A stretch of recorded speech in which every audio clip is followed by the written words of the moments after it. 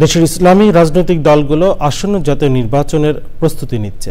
বিগত নির্বাচনগুলোতে ইসলামী দলগুলো ভালো ফল না করতে পারলেও এবার তারা ক্ষমতার দৌড়ে বেশ আশাবাদী।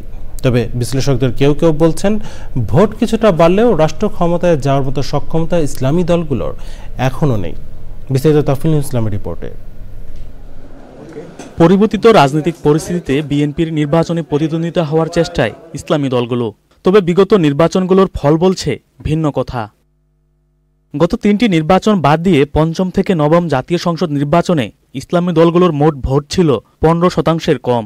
1991 সালে পঞ্চম জাতীয় সংসদ নির্বাচনে ইসলামী দলগুলোর মোট ভোট ছিল প্রায় 14.50%, যেখানে জামায়াতে ইসলামীর একারই ভোট ছিল 12.13%। সপ্তম জাতীয় সংসদ নির্বাচনে 10.23%, যেখানে জামায়াতে ইসলামীর ভোট 8.61%। 2001 সালের নির্বাচনে 12.51% ভোট পায় ইসলামী দলগুলো, জামায়াতে ইসলামী 4.28%। নবম জাতীয় সংসদ নির্বাচনে ইসলামী দলগুলোর ভোট ছিল 6.34%। এর মধ্যে জামায়াতে ইসলামী 4.70% ভোট পায়। তবে ইসলামী দলগুলোর নেতারা বলছেন, অতীতে জোটবদ্ধ নির্বাচন হওয়ায় ভোটের হার স্পষ্টভাবে উঠে আসেনি। আর বিশেষজ্ঞরা বলছেন ভিন্ন কথা। যেখানে অন্য দল দিল ইসলামী আন্দোলন বা অন্য দল দিল, সেখানে জামাত দিল না। এভাবে তারা ভোটের সংখ্যাটা বা হারটা বাড়ানোর চেষ্টা করছে। এখন এটা কতটা কার্যকর হবে, কারণ বিএনপিও তো বসে নেই।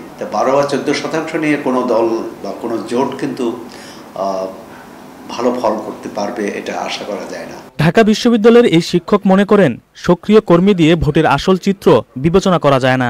রাজনীতির কর্মী সমর্থক, সক্রিয় কর্মী, এটি দিয়েই কিন্তু কেবলমাত্র আপনি গোটা ভোটের মাঠের চিত্র বিবেচনা করা যাবে না। ভোটের মাঠে তাদের কিছুটা যুক্ত হতে পারে, কিন্তু সেটা একেবারে সরকার গঠনের মতো অবস্থার মধ্যে যেতে পারবে বলে আমার এই মুহূর্তে মনে হয় না। বিশ্লেষকরা মনে করেন, আগামী নির্বাচনের মধ্য দিয়ে ইসলামী দলগুলো শক্তিশালী বিরোধী দল হিসাবে অবস্থান তৈরি করতে পারবে কিনা আরও কিছু সমীকরণের দিকে নজর রাখতে হবে।